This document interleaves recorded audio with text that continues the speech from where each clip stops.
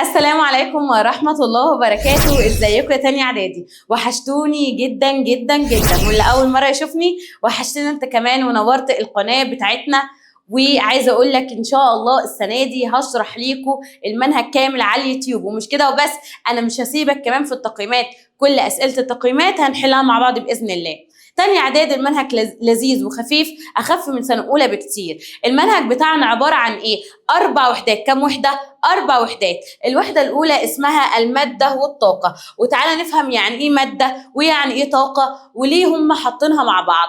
بص يا حبيبي، القلم ده مادة. ليه مادة يا مس حبيبة؟ والله القلم ده مادة عشان ليه حاجتين، ليه كتلة وبيبدأ يشغل حيز من الفراغ، يبقى عشان كده هو مادة. طب يا مس، انت ليه بقى مجمعة كلمة المادة والطاقة؟ ليه انت بتقولي مادة وطاقة؟ هقول لك يا جميل دلوقتي ليه بقول مادة وطاقة. دلوقتي انا لو معايا مية، والله عايزه اخليها تبقى بخار ميه، فانا هديها ايه؟ طاقه حراريه. يبقى الماده عشان تتحول من صوره لصوره اخرى فانا لازم اديها ايه؟ طاقه حراريه. ممتاز.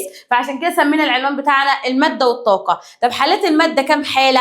4 حالات هنعرفهم. ايه ده؟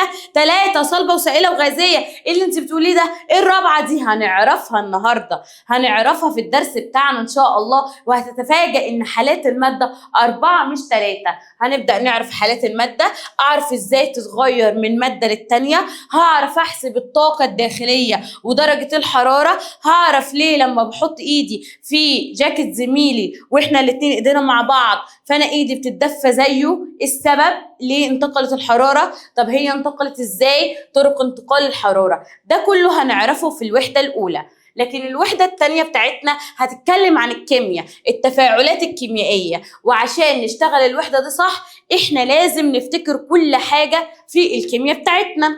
وتاني حاجة هعرف التفاعلات، والغذاء بتاعنا فيه برضو أنواع من التفاعلات فاسمها كيمياء التغذية، وهناخد المعادلات الكيميائية، وهنتعلم النهاردة أو هنتعلم المرات الجاية إزاي نوزن المعادلة الكيميائية. طيب في الوحدة الثالثة بقى معانا يا مس حبيبة إيه؟ في الوحدة الثالثة هتكلم على عملية البناء الضوئي. النبات عندنا بيبدأ يعمل عملية البناء الضوئي. يعني إيه؟ بيبدأ ياخد ضوء الشمس، بنبدأ نحط له مية ويبدأ يعمل عملية البناء الضوئي عشان يجهز غذاء لنفسه. وعندنا آخر حاجة عملية التنفس الخلوي عشان جسمنا يبدأ يحصل على الطاقة. أنا دلوقتي عشان أقف أشرح لك لازم جسمي يطلع طاقة، فأبدأ أشرح لك، فأنا عندي التنفس الخلوي والطاقة. وهنبدأ نعرف شوية عمليات جيولوجية خاصة بسطح الأرض والتربة والمعادن. يبقى أنا معايا كده 4 وحدات. كم وحدة يا حلوين؟ 4 وحدات. إحنا النهاردة هنبدأ معانا ونقول بسم الله الدرس الأول. الدرس الأول هو اسمه إيه؟ حالات المادة. أنا عايزاك مركز مركز مركز كويس جدا وجاهز معايا عشان انت هتطلع حافظ. حافظ يعني مش فاهم، لا ده انت الاتنين فاهم وحافظ. فاصحى وبسم الله الرحمن الرحيم وركز وتعدل ما تنامش. بسم الله بسم الله. الدرس الاولاني وهو اسمه ايه؟ حالات الماده. تعالي تعالي، حالات الماده. مس حبيبه قالت لي الماده ليها 4 حالات، فانا عارفه كده الدرس بتاعنا بيتكلم عن 4 حالات للماده، لازم نكتشفهم النهارده. لازم وانا طالع من الحصه ابقى عارفه كل واحده بيتكلموا عليها ايه، ايه خواصها، ايه صفاتها، فلازم ابقى مركز كويس جدا جدا. تعالى بقى يا حلوين نشوف ايه هي اصلا الماده. الماده دلوقتي انا معايا التفاح ده. التفاح ده يا حلوين لما احطه على الميزان، لما احطه على الميزان كده ليه ايه؟ كتله. برافو. طيب دلوقتي كانت اللي هي كفة الميزان فاضية، أو الثبت اللي أنا حطيت فيه الميزان ده فاضي، فأنا لما حطيت التفاح فيه فهو التفاح بدأ ياخد حيز من الفراغ. بدأ يعمل إيه؟ ياخد حيز من الفراغ. يبقى كده ليه حاجة تانية اللي هي الحجم، اللي هي إيه؟ الحجم. يبقى تاني عندي التفاح ده مادة. ليه؟ في شرطين قلناهم فوق، ليه كتلة وليه حيز من الفراغ. الكتلة يعني بحطه على الميزان، حيز من الفراغ اللي هو الحجم. هنا برضو مس حبيبة يعتبر مادة. القلم بتاعها ده مادة، لو حطيته على الميزان هيطلع رقم، حتى لو رقم بسيط بس هو هيطلع رقم، يبقى هو ليه كتلة. ايد مس حبيبة كانت فراغ، فلما حطيت القلم بدأ يحصل ايه؟ ياخد حيز من الفراغ، فانا عندي الماده هي كل ما له كتله وياخذ حيز من الفراغ اللي هو ايه حلوين، اللي هي الحجم. طيب هو القلم ده لو انا اخدته كده وسافرته امريكا هل هيتغير حجمه؟ والله لا يا مس، الحجم بتاعه ثابت. طب هل هيتغير كتلته اللي هي على الميزان؟ والله يا مس كتلته ثابته. طب يا مس لو انت كده طلعتي ورحتي مثلا اي حته فوق على الفضاء، هل يا مس هيتغير كتلتك؟ لا انا والله 50 60 70 كيلو كتلتي ثابته. فانا عندي لو عايزه اسال عن الكتله هقول كتله الماده مقدار ثابت لا يتغير. كتله الماده هي ايه يا حلوين؟ مقدار ثابت لا يتغير من مكان لايه؟ لا يتغير من مكان لاخر. يبقى يلا نلخص اللي احنا قلناه. الماده كل ما له كتله ويشغل حيز، ثواني، كل ما له كتله ويشغل حيز ده الماده. طب الكتله ثابته ولا بتتغير؟ لا الكتله مقدار ثابت. طيب في سؤال بقى مهم جدا، سؤال علل، بيقول لك العلماء بيبداوا يلاحظوا الحاجات المشتركه. يعني ايه؟ دلوقتي هنعتبر ان احنا عادي كده في الفصل وانا داخله اشرح لكم، انا قاعده قدامي كل تانية اعدادي، ده المشترك بينكم انكم كلكم تانية اعدادي. ينفع اجيب تانية اعدادي وفي اخر الفصل اجيب اولى اعدادي اشرح لكم نص ساعه واروح لهم هناك اشرح لهم نص ساعه، ولا افهمكم مسالتين وارجع ورا افهمهم مسالتين؟ ما كده صعب عليا، كده هصعب على نفسي. لكن لما اجيبكم كلكم تانية اعدادي مع بعض وبشرح نفس الكلام وبعد ما نخلص شرح نفضل قاعدين، كده هيسهل عليا. فاحنا العلماء بدأوا يلاحظوا الأنماط والخصائص المشتركة بين كل حاجة. ليه؟ عشان يسهلوا على نفسهم. يبقى لتسهيل تصنيفها ودراستها. لتسهيل ايه يا حلوين؟ تصنيفها ودراستها. مثال على كده، مش هنقول طالب في تانية اعدادي وفصل، لا العلماء بقى مثال على كده حاجة اسمها العناصر الكيميائية والكائنات الحية. ايه هي العناصر الكيميائية؟ لو قلنا مثلا الغازات الخاملة، عارف الغازات الخاملة فاكرهم من أولى إعدادي؟ إيه هما؟ هيليوم، نيون، أرجون، كريبتون، زينون، رادون. فالعلماء لما حطوا الهيليوم والنيون والأرجون والكريبتون حطوهم ليه كده؟ والله احنا حطيناهم تحت بعض. ليه؟ عشان اسهل على نفسي. انا كده سهلت على نفسي، تعالي يا شاش، سهلت على نفسي دراستها وسهلت على نفسي تقسيمتها، ابقى عارفه اللي تحت بعض دول كده الغازات الخامله. يبقى مثال على كده العناصر الكيميائيه. الكائنات الحيه، احنا كده كبني ادم احنا عديد الخلايا، لكن في كائنات وحيده الخلايا. فاحنا صنفنا فين العديد وفين الوحيد، احنا سهلنا على نفسنا الدراسه. يبقى انا عندي ليه العلماء بيلاحظوا الانماط والخصائص المشتركه؟ بنقول لتسهيل التصنيف والدراسه. زي ايه؟ العناصر الكيميائيه والكائنات الحيه. طيب يلا نشوف اللي بعد كده. احنا اتفقنا حالات الماده كام حاله؟ انت عارف من اولى اعدادي ان هم 3: صلبه وسائله وغازيه، ولكن هنعرف النهارده الحاله الرابعه. طيب خلينا في العادي بقى اللي احنا عارفينه. حالات الماده كام حاله؟ برافو عليك، 3 حالات. يبقى حالات الماده 3 حالات اللي هم الصلبه والسائله والغازيه. طب حالات الماده على حسب ايه؟ والله على حسب الحاله الفيزيائيه، على حسب الحاله الايه؟ الفيزيائيه. ليه كاتبه الحاله الفيزيائيه بس مش كاتبه الحاله الكيميائيه؟ هقول لك هو انا مش بشوف بعيني ان دي تلجيه؟ طب انا مش بشوف بعيني ان دي ميه؟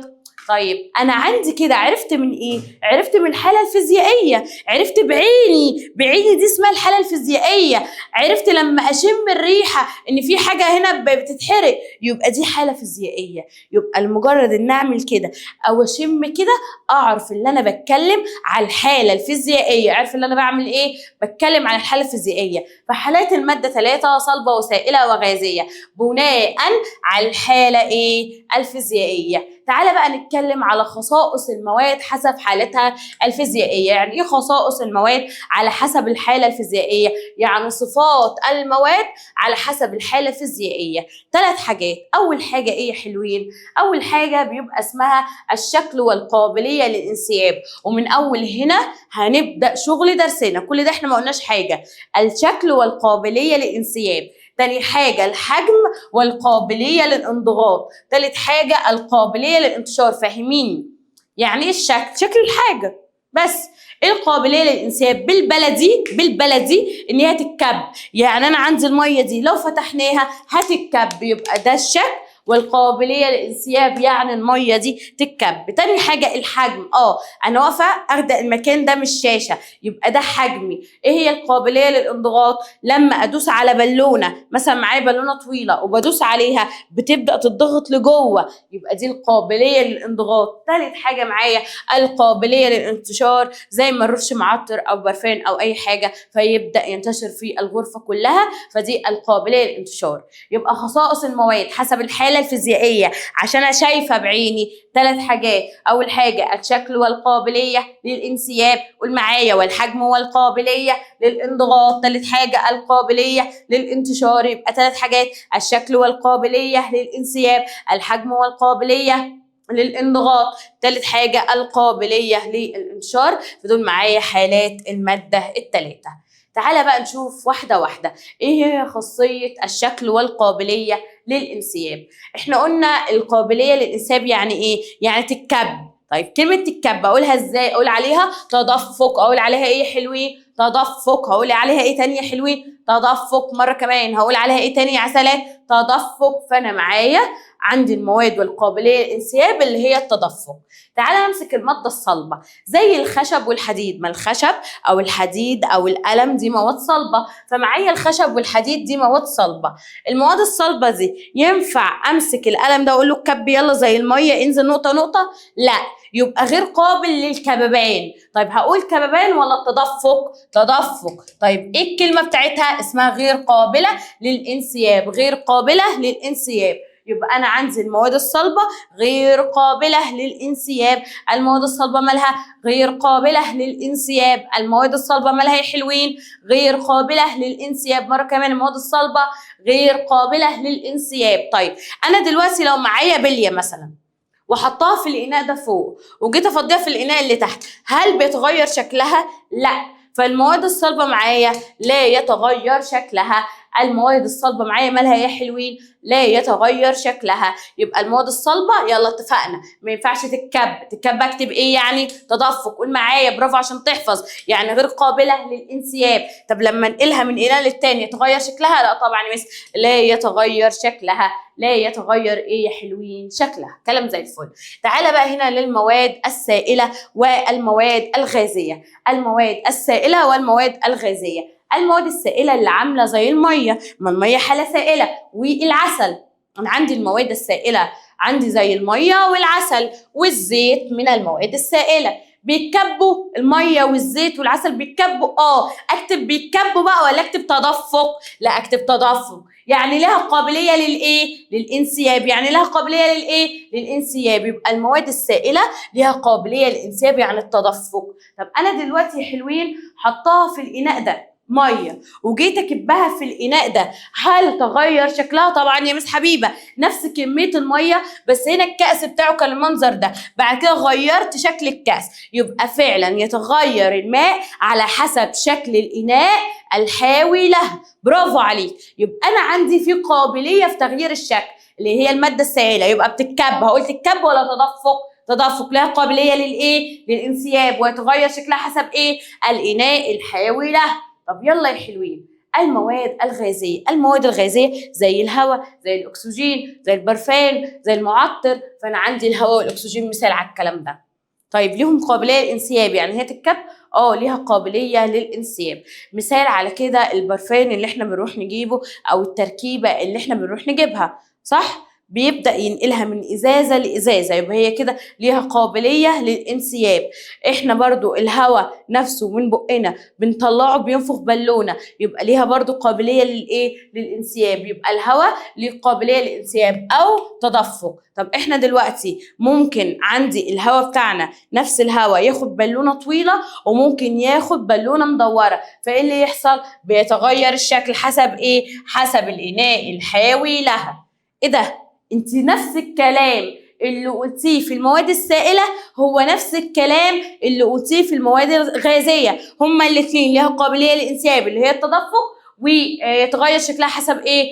الإناء الحاوي لها. فانت كده لازم تحطيها تحت بند واحد، وهي الموائع. وهي مين؟ الموائع. وهي مين يا حلوين؟ الموائع. فالسوائل والغازات هتبدأ تتحط تحت بند واحد، هي الموائع. هي مين يا حلوين؟ الموائع. فالموائع هي المواد اللي لها قدرة على الانسياب، واللي يحصل يتغير شكلها حسب الإناء الحاوي لها. هي دي الموائع، لها القدرة على الانسياب وتغير شكلها حسب الإناء الحاوي لها.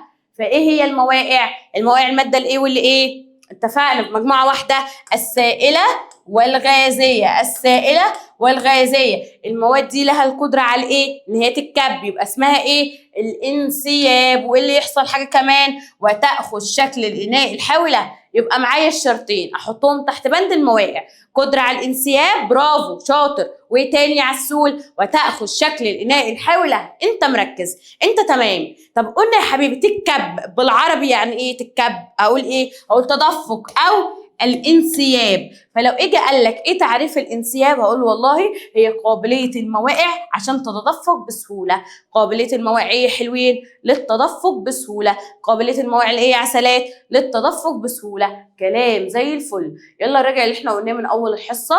اتفقنا ان انا عندي كل حاجه حوالينا ماده عشان ليها كتله وحيز من الفراغ. ليه طيب بعمل كده؟ تسهيل تصنيفها ودراستها، زي العناصر الكيميائيه والكائنات الحيه. قلنا حالات المادة مبدئيا 3 لحد ما نعرف الرابعة. شايفاها بعيني يبقى اسمها ايه؟ برافو عليك. الحالة الفيزيائية صلبة وسائلة وغازية. قلنا خصائص المواد حسب الحالة الفيزيائية 3: الشكل والقابلية للانسياب، الحجم والقابلية للانضغاط، ثالث حاجة معايا القابلية للانتشار. مسكنا المادة الصلبة، هل بيتغير شكلها؟ لا، ليها شكل ثابت. هل هي بتتكب يعني تدفق؟ لا والله، ولا بتتدفق وغير قابلة للانسياب. لكن السائلة والغازية تتدفق وقابلة للانسياب ويتغير شكلها حسب الإناء الحاوي له. وبما ان عندي المادة السائلة والغازية زي بعض، فاحنا حطيناهم تحت بند واحد، وهو اسمه ايه؟ اسمه ايه يا حلوين؟ الموائع. فيجي يسألني يلا الموائع، هقول دي المواد التي لها القدرة على الانسياب وتأخذ شكل الإناء الحاوي له. ايه هي الانسياب؟ يعني الموائع اللي هم مين؟ يلا قول سائلة وغازية ان هي تتدفق. طيب زي الفل. دلوقتي لو اجى سألني مين لما نكبه هيتكب اسرع؟ هنكبه بقى، احنا ما اتعلمنا اهو. اقول تكب ولا اقول تتدفق؟ اقول تتدفق. هقول مين معدل تدفقه اعلى؟ يعني مين معدل كببانه اعلى بالعربي بالمصطبه خالص؟ مين معدل كببانه اعلى يعني تدفقه اعلى، يعني معدل انسيابه اعلى. مين الاسرع؟ يعني الميه هتتكب اسرع من العسل. اكيد في سبب في الكلام ده.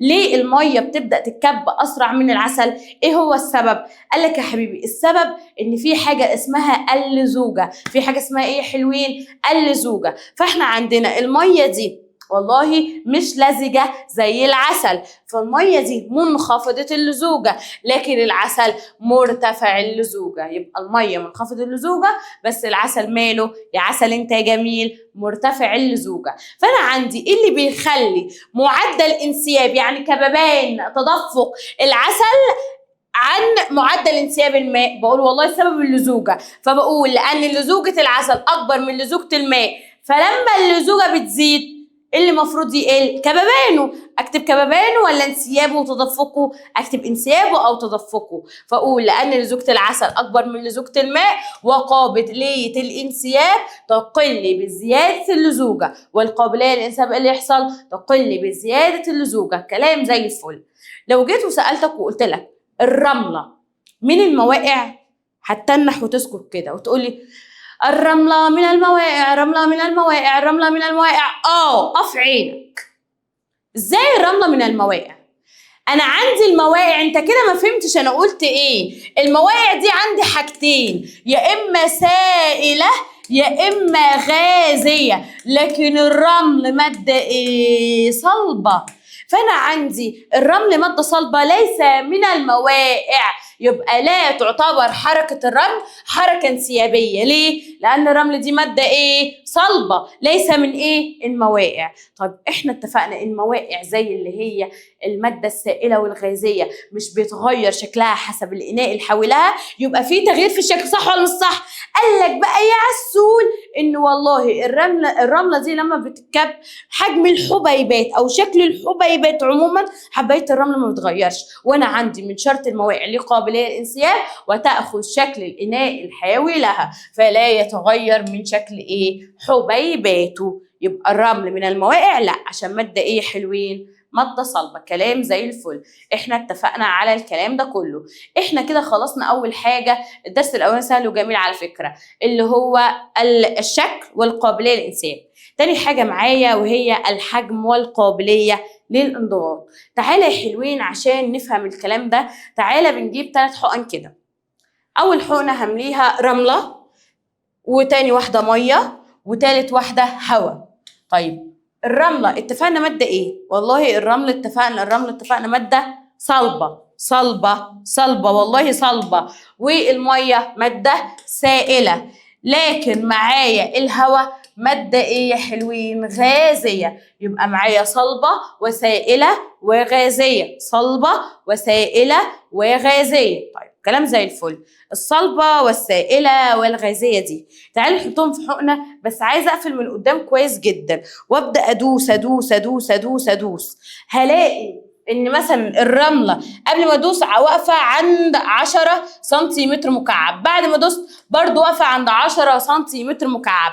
معنى كده ان حجمها اتغير؟ لا، هي كانت اخدة 10 سنتيمتر مكعب، بعد ما انا ضغطت برضو اخدة 10 سنتيمتر مكعب. يبقى الحجم بتاعها ماله؟ المادة الصلبة لا يتغير الحجم، لا يتغير الحجم. طب انا لما دوست هل ده الاسود ده نزل تحت؟ لا، يبقى ليس لها قابلية للانضغاط، ليس لها قابلية للايه؟ للانضغاط. يبقى انا معايا المادة الصلبة لا يتغير حجمها وليس لها قابلية للانضغاط. تعالى نجيب المية وادوس من هنا وادوس وادوس وادوس.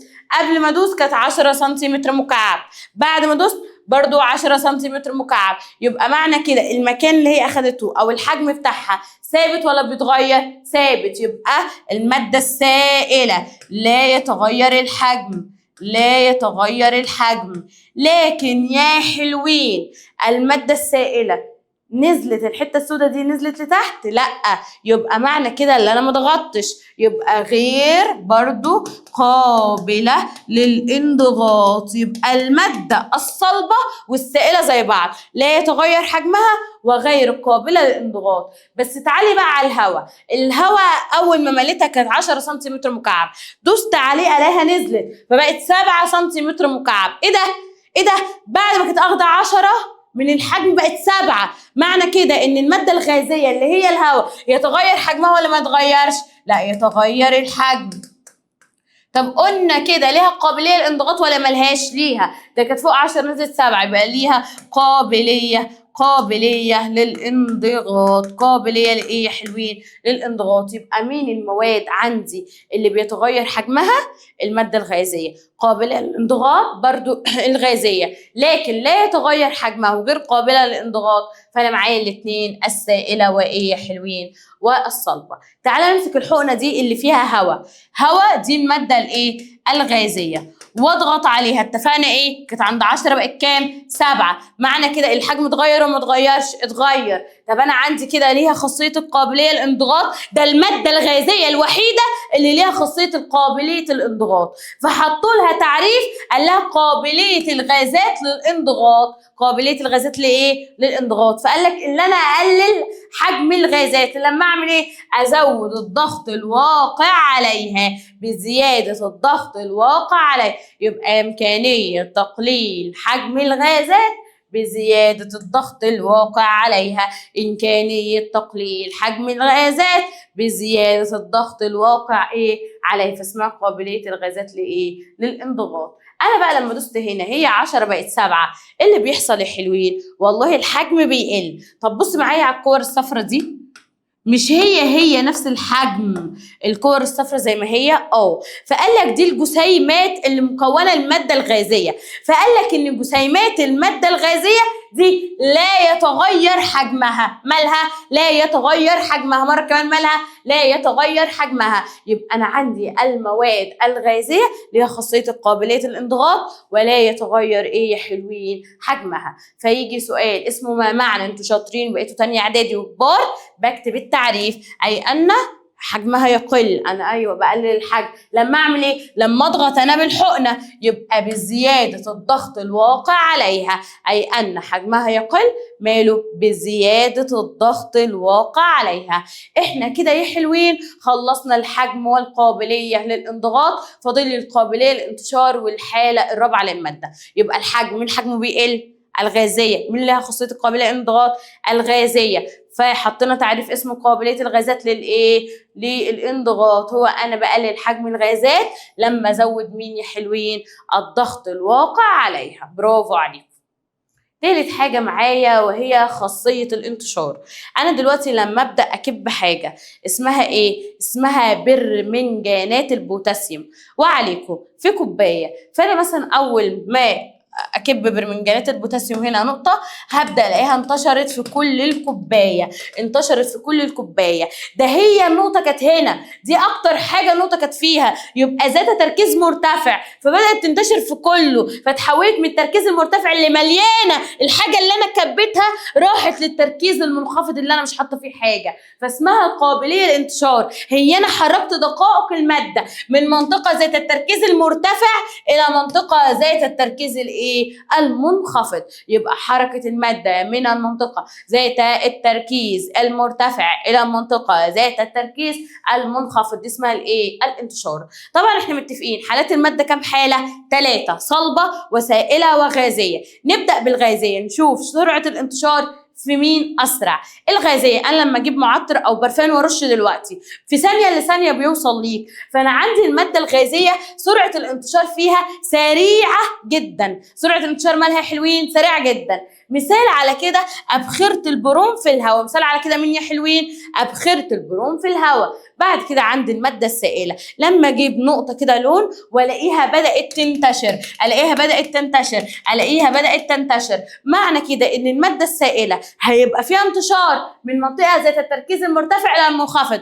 ولكن دي في الميه، قال لك الميه يا حبيبي السرعه فيها متوسطه. السرعه فيها ايه؟ متوسطه. قول معايا حلوين، السرعه فيها ايه؟ متوسطه. يبقى انا عندي الغازيه سريعه جدا، لكن الميه مالها متوسطه. والماده الصلبه معانا يا حلوين، لو جبت اسفنج كده وابدا احط حته من برمنجانات البوتاسيوم وهنفهمها واشوف الكلمه بتتكتب ازاي دلوقتي، هلاقيها بتنتشر بس ببطء جدا. طب الاسفنجه دي ماده ايه؟ والله قال لي دي ماده صلبه. الاسفنجه دي ماده ايه؟ ماده صلبه. يبقى انا عندي المواد كم ماده؟ 3: صلبه وسائله وغازيه. نيجي اللي هي بتنتشر فيها سريعه جدا، كانت المادة الغازية. طب متوسطة كانت المادة السائلة، والصلبة كانت ايه يا حلوين؟ تعالى بطيئة جدا. فانا عندي بق السمكه كنا اخدينها واحنا صغننين، بق السمكه يتفتح ناحيه الكبير، في مين اكبر؟ الغازيه ولا السائله؟ لا الغازيه اكبر، فالمواد الغازيه اكبر، بعد كده السائله، وفي الاخر المواد مين؟ الصلبه. طيب في عوامل بقى بتبدا تعتمد عليها سرعه الانتشار دي، يعني ينتشر يا اما ببطء يا اما بسرعه. في حاجتين هيأثروا لي على سرعه الانتشار، اللي هو الحركه من مرتفع لمنخفض. حاجتين هما الحاجتين اللي يأثروا لي على سرعه الانتشار. اول حاجه درجه الحراره. درجه ايه؟ الحراره. انا هسيب لكم لينك الفيديو ده لما عملت فيه التجربه وبصوا عليه. هجيب كوبايه ميه بارده وهجيب كوبايه ميه سخنه، كان معايا وقتها في الفيديو ينسون، وحطيت طالب عمال يحط اليانسون هنا وانا حطيت في الميه السخنه، راح ظهر للطلاب الميه السخنه هي اللي فيها اليانسون اسرع.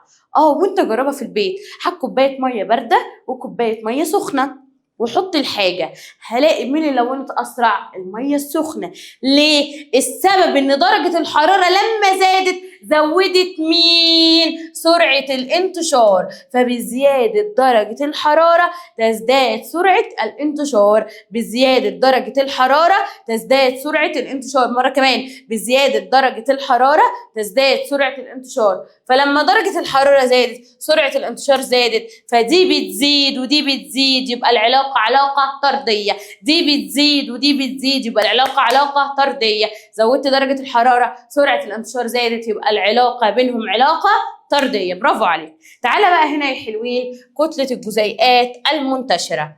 أنا دلوقتي عندي زي الهيدروجين مثلا، أنا شايفة والله إن كتلته صغيرة، لكن الأكسجين ده كتلته كبيرة. بصوا يا حلوين، أنا لما يبقى عندي واحد 300 كيلو كتلته كبيرة، يقدر يجري بسرعة؟ يقدر ينتشر ويروح ويجي؟ لا، ما يقدرش. فأنا عندي لما الكتلة بتزيد سرعة الانتشار تقل، فأنا عندي بزيادة الكتلة تقل سرعة الانتشار، فدي زادت دي قلت، يبقى كده عكس بعض، يبقى العلاقة عكسية. طب ايه رأيك لما الكتلة تقل، واحد خفيف جدا ينتشر بسرعة، فأنا لما قللت الكتلة زودت سرعة الانتشار، يبقى العلاقة معايا علاقة عكسية. وعايزاك تخلي بالك إن الأكسجين أبطأ من الهيدروجين. ليه؟ لأن كتلة الأكسجين أكبر من كتلة مين يا حلوين؟ الهيدروجين. يبقى يلا نراجع الحتة دي آخر حاجة، سرعة الانتشار من مرتفع لمنخفض. عندي المواد 3: صلبة وسائلة وغازية. الصلبة بطيئة، السائلة متوسطة، الغازية سريعة جدا. وعرفنا يا حلوين واتفقنا في عوامل تتأثر، درجة الحرارة لو زادت سرعة الانتشار تزيد، عندي الكتلة زادت تقل سرعة الانتشار، يبقى بينهم علاقة عكسية. تعالى كده، أنا جايبة كوباية، الكوباية دي بدأت أكب فيها إيه؟ برمنجانات البوتاسيوم. ايه اللي يحصل؟ مع الوقت الاقي الكوبايه اتلونت باللون ده كامل. ايه اللي حصل؟ بدا ان هي يحصل انتشار لدقائق مين اللي انا كبتها دي؟ مين اللي لونها بنفسجي دي؟ برمنجانات البوتاسيوم. فبدات الكوبايه كلها تتلون معايا باللون الايه؟ البنفسجي. اللي احنا اخدناه ده كله مراجعه. قلنا الماده الصلبه شكلها ايه؟ قلنا الماده الصلبه زي البليه لا يتغير شكلها. طب بتتكب زي الميه؟ الماده الصلبه بتتكب زي الميه؟ لا، الطوبه والله او البليه ما بتتكبش زي الميه، يبقى غير قابله للانسياب. طب الطوبه او البليه يتغير حجمها لما اكبها من كوبايه للتانيه؟ لا يتغير حجمها. طب الانضغاط، الرمله انضغطت في الحقنه؟ لا، وغير قابله للانضغاط. في الاسفنج كان الانتشار بطيء جدا. تعالى المادة السائلة والمادة الغازية. اتفقنا المادة السائلة لما كبها من كوباية للتانية قلنا بيتغير شكلها حسب الإناء الحيوي له. تعالي يتغير شكلها حسب الإناء الحيوي له. طب الغازية برضو بتتغير، انا عندي بالونه طويله هتبقى بالونه مدوره، بيتغير شكلها. طب بتتكب؟ ليها قابليه للانسياب. اتفقنا عندي الحاله السائله لما ادوس، هل الميه ليها قابليه للانضغاط؟ لا. طب الحجم بيتغير؟ هي ما تنضغطش، يبقى تتغير ازاي؟ يبقى لا، يبقى انا عندي لا يتغير حجمها بالانضغاط. طب الغازيه حجمها بيبدا يقل بالانضغاط. تعالى نعرف مين سرعة الانتشار بتاعه أسرع. والله العظيم أسرع حاجة الغازية، بعد كده اتفقنا المتوسطة اللي هي في المية. طيب مديني الإزازة دي بيقول لي يلا اعرفي لي، أخبي لكم الإجابة، اعرفي لي الإزازة دي حصل لها إيه. تعالى كده، إزازة متغطية، بيقول لي عما حدث داخل الإزازة. هل حصل انسياب للهواء؟ انسياب يعني كببان للهواء. والله هي الإزازة مقفولة أصلا، فلا. انتشار الهواء، ما أنا بقول لك مقفولة، يبقى لا. زيادة حجم الهواء، لا برضه. ده أنا مبوظاها خالص. زودت إيه يا عم؟ أنا دوست على الهواء، عملت انضغاط للهواء اللي هو موجود داخل الإزازة. وقلنا المادة الوحيدة أصلا القابلة للانضغاط وهي الحالة الغازية. وهي الحالة إيه يا حلوين؟ الغازية، عشان دي مالها قابلة للانضغاط. طيب تعالى نحل شوية أسئلة هنا على اللي احنا أخدناه. في أسئلة اسمها اكتب ما تدل عليه كل من العبارات الآتية. كل ما له كتلة ويشغل حيز ده مين؟ المادة. طيب عندي المواد اللي لها قدرة على الانسياب وتأخذ شكل الإناء، قلنا اللي هي تتكب يا إما سائلة يا إما غازية وتأخذ شكل الإناء، هما الاتنين حطيناها في مجموعة واحدة سميناها ايه؟ المواقع. شاطر لو بتجاوب. حركة دقائق المادة من المنطقة الأعلى تركيز لأقل تركيز اسمها إيه؟ اسمها والله الانتشار. طيب تعالى نشوف اللي بعده. حالة المادة اللي هي ليها قابلية للانضغاط والانسياب. اللي ليها قابلية للانضغاط تنضغط وتنساب، هي ليها القابلية للانضغاط الحاجة الوحيدة الغازية، لكن الانسياب يا إما سائلة يا اما ايه؟ غازيه. فالمشترك هو بيسأل على حاله واحده، المشترك في الاثنين هي مين؟ الغازيه، وهي الحاله الغازيه. تعالى نكمل الدرس بتاعنا يا حلوين. بصوا معايا يا حلوين، عشان هنبدأ نحتاج ان احنا نركز. عندي حاجة اسمها النمذجة. هل انت في يوم من الايام شفت مثلا اصلا الشمس وطلعت عندها وشفت حجمها الحقيقي؟ لا. طب هل انت شفت كوكب الارض وشفت حجمه الحقيقي او القمر؟ لا. لكن احنا في معمل العلوم بنحط لك مجسمات، وفي الكتب بنحط لك صور. ليه؟ عشان هي حاجات كبيرة جدا انا مش قادرة ومش هطلع لها في يوم من الايام، فانا عقلي مش قادر يدركها اصلا. فانا عندي الحاجات الكبيره دي عقلي مش قادر يدركها، فانا بدات اعمل لها ايه؟ نموذج. بدات اعمل لها ايه؟ نموذج مبسط عشان انا عقلي يبدا يدركها. طب تعالى هنا لحالات الماده الثلاثه اللي هي الصلبه والسائله والغازيه، وابص على الجسيمات اللي موجوده داخل الماده الثلاثه. بص على الماده الصلبه كلهم كده لازقين جنب بعض جنب بعض جنب بعض، لكن السائله بعاد عن بعض اكتر، الغازيه بعاد خالص عن بعض. طب هل انا اصلا شفت الجسيمات اللي مكونه للطوبة الاحمر، ولا اللي هي الجسيمات اللي مكونه للشوكولاته، ولا الجسيمات اللي مكونه لبخار الماء؟ لا، انا ما شفتش كل ده. فهي حاجات برضو دقيقه جدا. فبدل احنا نديك صوره او بدل نديك نموذج، فاحنا حطينا لها نموذج. احنا بنعمل ايه؟ يا اما حاجه كبيره جدا انت مش قادر تدركها او تتخيلها فبنعمل لها نموذج، او معايا هي حاجه صغيره جدا فانا ما اقدرش اشوفها بعيني المجرده، فبقدر اعمل لها ايه؟ نموذج. فانا عندي دي حاجه اسمها النمذجه. حاجه اسمها ايه؟ النمذجه. ايه هي النمذجه؟ دي طريقه بنقدم بيها تصور مبسط للحاجات الدقيقه جدا ان احنا ما نقدرش نشوفها بعينينا. يبقى الاشياء دقيقه جدا لا نراها، او حاجات كبيره جدا احنا مش قادرين ندركها، يبقى او ليه اشياء ضخمه لا ندركها. ده يساعدنا على ايه يا حلوين؟ يساعدنا على فهم العلاقات وادراك الاشياء. بالراحه، يساعدنا على فهم الاشياء وادراك الايه؟ العلاقات. زي كوكب الشمس، زي نجم الشمس، زي الكواكب، فاحنا مش قادرين ندركها نتخيلها، فبعملها بايه؟ بالنمذجه. بعملها بايه يا حلوين؟ النمذجه. بقدم تصور مبسط عشان نفهم الكلام ده كله. طيب بصوا يا حلوين، في بقى نظرية اسمها نظرية الجسيمات. ايه علاقة نظرية الجسيمات بالدرس؟ مش احنا قلنا النمذجة دي اللي بقدم بيها تصور مبسط للحاجات الصغيرة اللي انا ما بقدرش اشوفها بعيني المجردة؟ فنظرية الجسيمات للمادة دي هتبدأ تتكلم لي على الجسيمات الصغيرة التي لا ترى بالعين المجردة. فأنا عندي نظرية الجسيمات للمادة اللي تتكون المادة من جسيمات صغيرة جدا، مالها؟ لا يمكن رؤيتها بالعين المجردة. لا يمكن رؤيتها بالعين المجردة. ما احنا قلنا نظرية جسيمات المادة ما اقدرش اشوفها بعين المجردة، فبرضه نظرية الجسيمات المادة حط لي شرط ان هي تتكون من دقائق صغيرة لا ترى مكوناتها بالعين المجردة. وهنعرف كمان ان هي في حالة ايه يا حلوين؟ ان هي في حالة حركة مستمرة. في حالة ايه يا عسلات؟ حركة مستمرة. حالة ايه؟ حركة مستمرة. يبقى نظرية جسيمات المادة من جسيمات صغيرة ما اقدرش اشوفها بعيني المجردة. ساكتة ولا بتتحرك؟ لا، هنعرف النهاردة ان هي في حالة حركة مستمرة. طب انتوا حطيتوا النظرية يا علماء بناء عن ايه؟ بناء ان كل عالم بدأ يحط افتراض، هنشوف افتراض ده مين اللي هيبقى صح في الاخر. فالعلماء بدأوا يفسروا الظاهرة دي.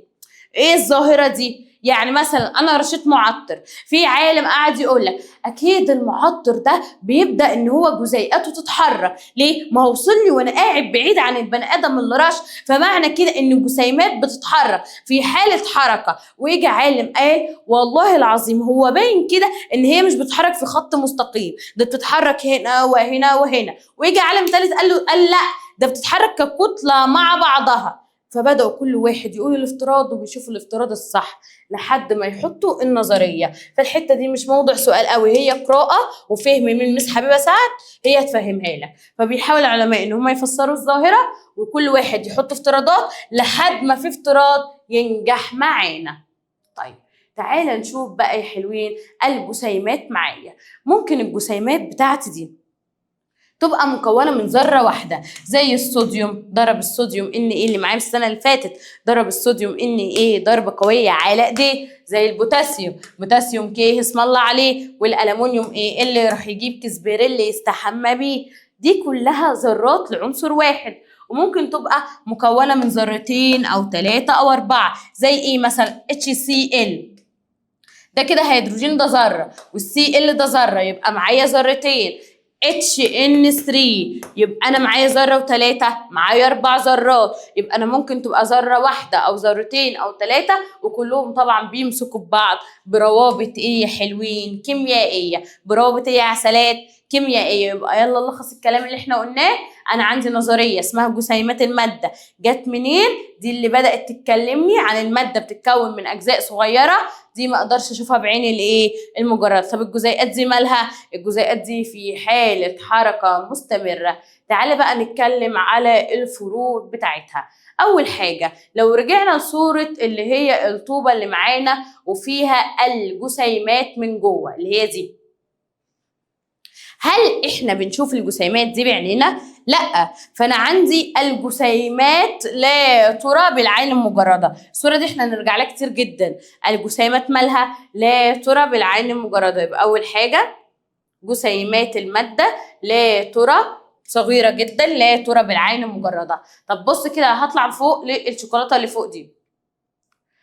الشوكولاته اللي معايا كلها جسيمات ماده سائله، واللي هي الطوبه معايا كلها جسيمات ماده صلبه. فابص على جسيمات الماده الصلبه كلهم زي بعض، كلهم اللي هي نقط حمراء، لكن جسيمات الماده السائله كلهم زي بعض. فانا عندي ايه؟ ان الماده الصلبه كلهم زي بعض بس مختلفه عن السائله. الماده السائله كلهم زي بعض بس مختلفه عن الغازيه. يبقى جسيمات الماده الواحده متماثله.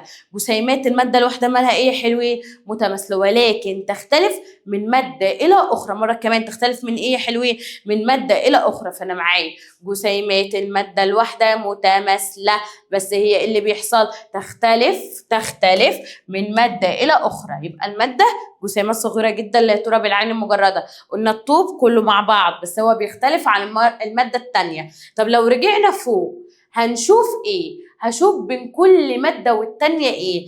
انا عندي هنا كله لازق في بعض، كله لازق في بعض، كله لازق في بعض. يبقى انا عندي هنا في قوة ماسكاهم مع بعض، قوة تجاذب. لكن لو لاحظت انت بقى كمادة صلبة دي، انت شايف بين كل مادة والتانية اللي انت شايف انت وبتقول كله لازق في بعض، بين كل مادة والتانية في مسافة ولا مفيش مسافة؟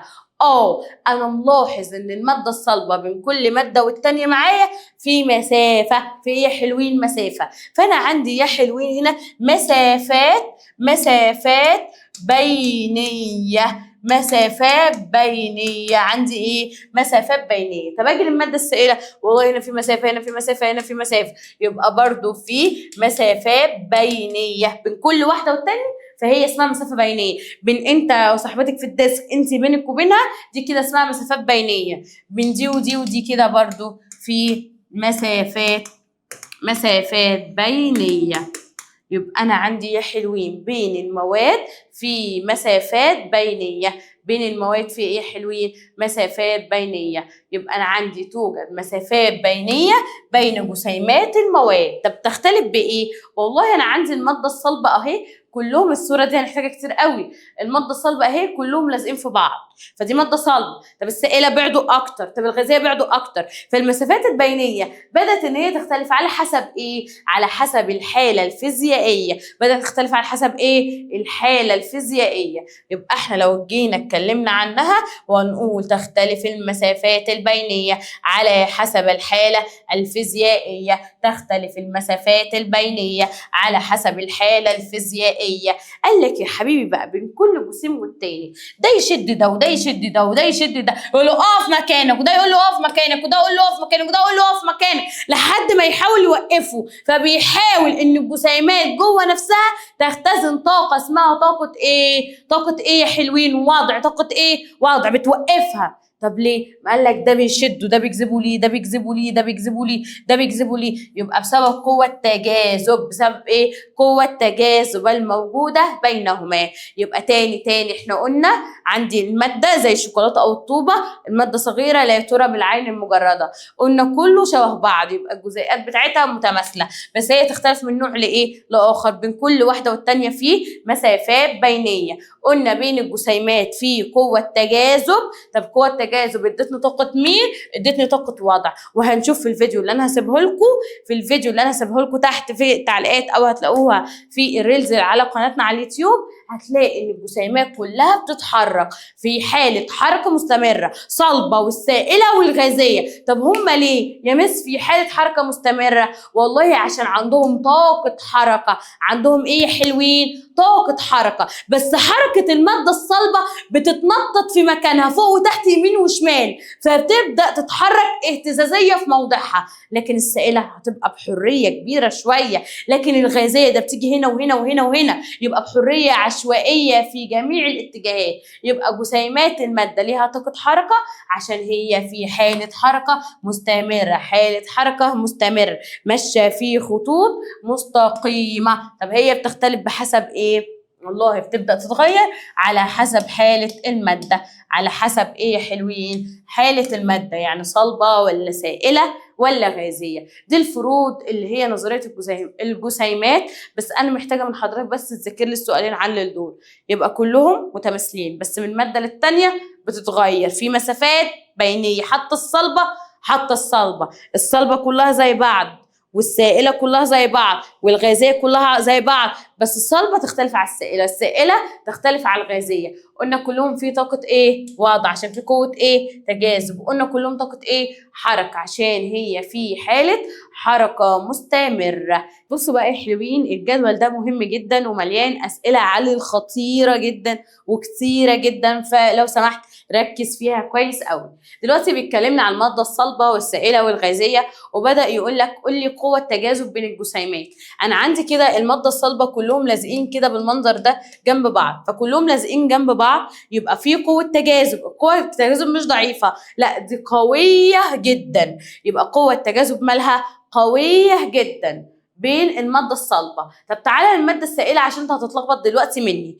انا عندي قوة التجاذب كانت كبيرة وكله لازق في بعض، بدأت تضعف اكتر. فقوة التجاذب بعد ما كانت قوية جدا لا بقت ضعيفة. فبقت ضعيفة بس مش ضعيفة قوي زي الغازية، بنقول عليها ضعيفة نسبيا. ضعيفة ايه؟ نسبيا. هي كافية بس ان هي تربط الجزيئات ببعض. طب تعالى المادة الغازية لا بعدت بعيد قوي عن بعض، فهي بقت ضعيفة ايه؟ ضعيفة جدا. يبقى قوية جدا، ضعيفة نسبيا، ضعيفة جدا. طب المسافات البينية، انا دلوقتي عندي مادة صلبة كله لازق جنب بعضه، هو اوريدي في مسافات بينية وانا وريتها لك في الصورة اللي هي بتاعت اللي هي الطوبة. لكن المسافات البينية هنا صغيرة جدا لدرجة انت ممكن ما تشوفهاش، بس هي اوريدي موجودة. طب تعالى للمادة السائلة، والله المسافات بعد ما كانت لازقة كده بدأت تكبر فبقت كبيرة ايه؟ نسبيا. طب هنا لا كبرت قوي بقت كبيرة جدا. يبقى انا عندي 3 حالات للمادة صلبة وسائلة وغازية.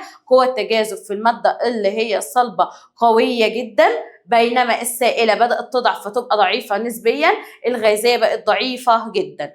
طب المسافات البينيه، قلنا هنا المسافات والله صغيره بدات تكبر بقت كبيره جدا. طب تعالى نشوف حركه كل ماده. احنا قلنا الماده الصلبه بسبب ان قوه التجاذب بينها اتفقنا ان هي قويه جدا، فبدات ان هي يحصل ايه؟ تبدا تتحرك. ما احنا قلنا كلهم عندهم طاقه حركه، بس يبدا يحصل ايه؟ تهتز في موضعها، فوق تحت يمين شمال، يبقى تهتز في موضعها دون ان تنتقل، يبقى حركه اهتزازيه محدوده في موضعها دون الانتقال. لكن السائله معايا لا، هي بسبب قوه التجاذب هي ضعفت، بس مش ضعفت قوي، بقت ضعيفه نسبيا، بدات تتحرك حركه حريه، بس مش بحريه تامه زي الغازيه اللي هتجري وتتنطط في كل حته، لا هي حريه بتاعتها نسبيا. فين؟ في الاناء اللي هي جواه، مش هتطلع براه، داخل الاناء الحاوي لها.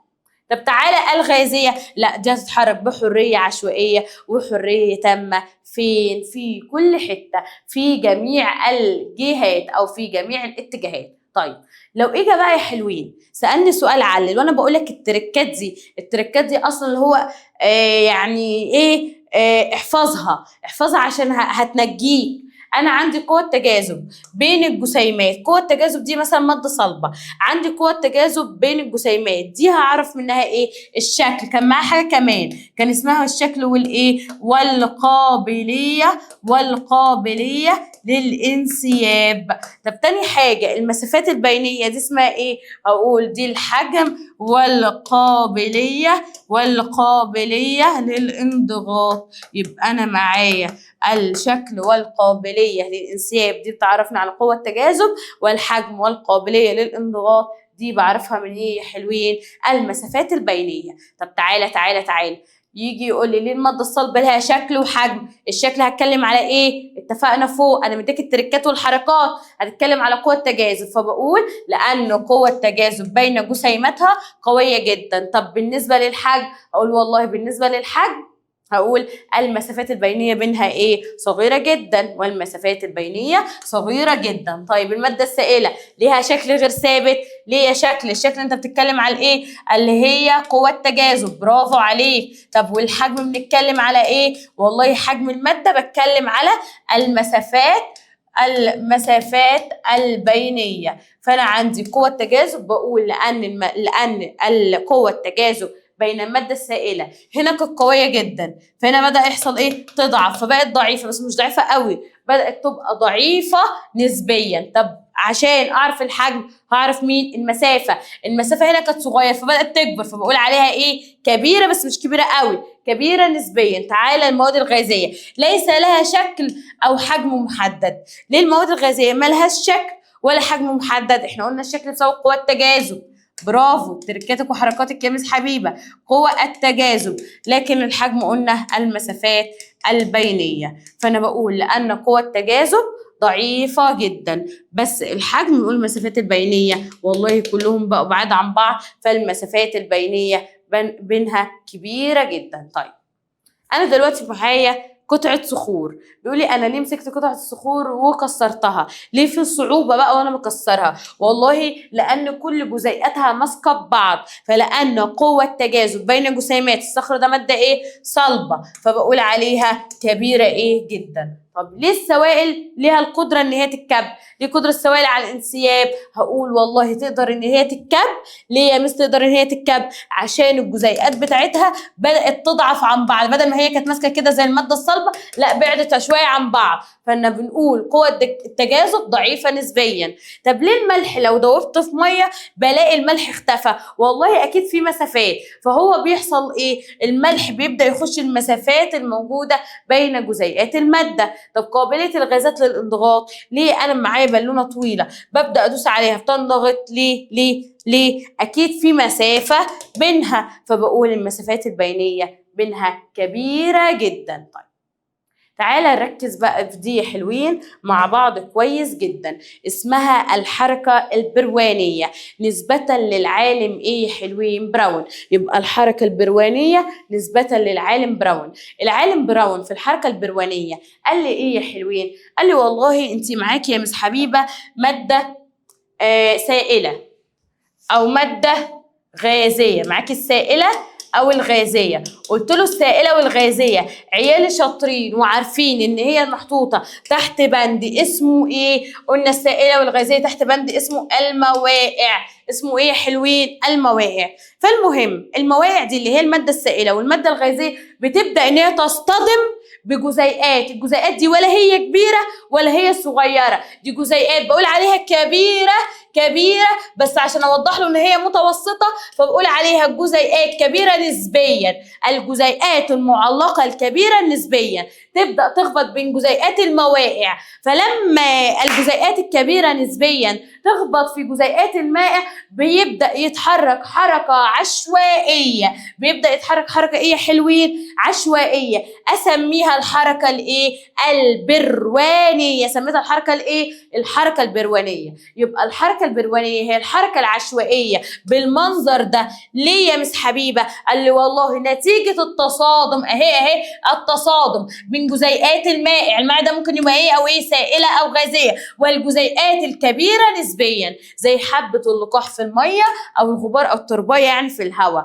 ايه اللي بيحصل؟ بيبدا يحصل حركه عشوائيه نتيجه التصادم بين الجزيئات الكبيره نسبيا مع جزيئات مين؟ المائع. سميناها بالحركه البروانيه. مثال على كده بقى تطبيق في حياتنا، احنا عندنا شمعه. الشمعه ليه ما بتبداش الدخانه بتاعتها تمشي في خط مستقيم؟ ليه بتبدا تتحرك بالشكل ده؟ والله قلنا احنا معانا الهواء ده حاله ايه؟ شاطر، حاله غازيه يعني تبع الموائع صح؟ وعندي جزيئات الهواء كبيره نسبيا نتيجه التصادم تبدا يتحرك حركه عشوائيه سميناها الحركه البروانيه. فبقول لان جسيمات الدخان تصطدم بجزيئات الهواء فبتتحرك حركه ايه؟ عشوائيه. ومن هنا احنا الحمد لله هنوصل لنهايه حصتنا، وهي الحاله الرابعه للماده وهي اسمها حاله البلازما يا حلوين. يلا نفهم ايه هي حاله البلازما. تعالوا بقى يا حلوين ناخد الحاله الرابعه للماده وهي اسمها حاله البلازما. هي البلازما دي جايه من ايه؟ البلازما دي جايه من الغاز. الغاز ده بدأنا نعمل له تسخين شديد عالي جدا او اعديها في مجال كهربي زي التكييف هنعرفه النهارده. فيبدأ يحصل له ايه الغاز ده؟ يبدأ يتأين لايه؟ لايونات موجبه والكترونات حره سالبه. ومن هنا اقدر اقول دي بلازما. يبقى البلازما دي الحاله الرابعه للماده، هي غاز بس الغاز ده سكت؟ لا، الغاز ده عملت له تسخين شديد وعديتها في مجال كهربي عالي فبدأ ان هو يتأين الغازات ويبقى معايا الحالة الرابعة للمادة. فحالة البلازما هي الحالة الرابعة للمادة، عبارة عن تأين الغازات من أيونات موجبة وإلكترونات ايه يا حلوين؟ حرة سالبة. طب ايه بقى مميزات حالة البلازما دي؟ ايه هي البلازما؟ ايه هي المميزات بتاعتها؟ قال لك البلازما دي لما تبقى موجودة بتبدأ توصل التيار الكهربي بدرجة مرتفعة، لأن سلوك الكهرباء اللي احنا بنبقى شايفينها دي والكهرباء ماشية فيها بتبقى عبارة عن إلكترونات حرة سالبة، فهي توصيلاتها الكهربائية بتبقى مرتفعة. طب دي موجودة فين يا حلوين؟ بتبقى موجودة في الفضاء الخارجي زي الشمس والنجوم والسديم، موجودة في البرق اللي احنا بنشوفه، موجودة في الشفق القطبي أو الأورورا. الشفق القطبي أو الأورورا دي ستائر ضوئية ملونة وجميلة ببدأ أشوفها من عند القطب الشمالي والقطب الجنوبي. يبقى يلا مفاجأة النهاردة، الحالة الرابعة للمادة اسمها حالة البلازما، جاية من تأين الغاز لأيونات موجبة وإلكترونات حرة ايه؟ وإلكترونات حرة سالبة. تطبيق على الكلام ده ان هي موجودة في أنظمة تكييف الهواء، بتبدأ ان هي تحسن جودة الهواء. طب ازاي يا مس حبيبة؟ والله احنا بدأ نعدي الغازات، قلنا الغازات عشان تبدأ تتأين لأيونات موجبة وإلكترونات حرة سالبة لازم اعملها ايه؟ يا اما تسخين شديد يا اما اعديها خلال مجال كهربي عالي، فتبدأ تتحول لأيونات الغاز بتاعة الموجبة والسالبة، تبدأ تخش على جزيئات الهواء وتبدأ تفكك جزيئات الهواء الملوثة. طب لما تفككي، عشان السؤال ده بيجي في اكمل تفكيك جزيئات الهواء الملوثة، ايه اللي يحصل للفيروس او الميكروب؟ يبدأ يحصل اضعاف للجراثيم بتاعتنا. يبقى انا عندي الحالة الرابعة بعد الغاز يبدأ يحصل له تأيد لايونات موجبة والكترونات حرة سالبة. الايونات المشحونة دي بتعمل على تفكيك جزيئات الهواء واضعافه، ويبدأ يمتص بقى المجال الكهربي معايا الغبار والجزيئات دي، لان مثلا عندي حاجة موجبة وحاجة سالبة، ويبدأ يحصل تجاذب مما يجعل الهواء أكثر نقاء. بكده يا حلوين الحمد لله خلصت الدرس الأولاني معاكم في المنهج. استنوا تدريبات قوية قوية قوية جدا عليه، وأسئلة التقييمات كمان، وشرح المنهج كامل. هتوحشوني، هستناكم المرة الجاية. مع السلامة.